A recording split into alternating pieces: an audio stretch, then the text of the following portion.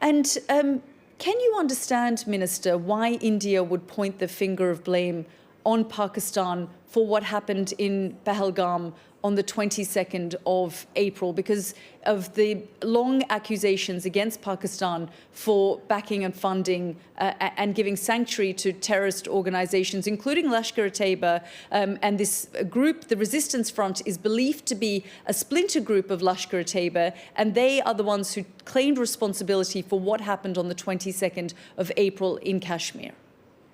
You see, Pakistan is fighting this war against terrorism, and no group has claimed any responsibility. And this area is a good 200 kilometers from the Pakistani line of control, this Pahalgam area.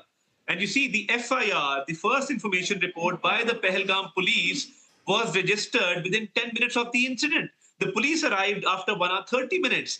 And when the victims were bleeding, I saw a video of one of the sisters of the victim saying that her brother was bleeding and nobody came for 1.5 hours. India has no evidence whatsoever to link Pakistan to this incident. But India has attacked civilians, women and children today without any justifiable cause. And because we have the right to self-defense, we will defend our country.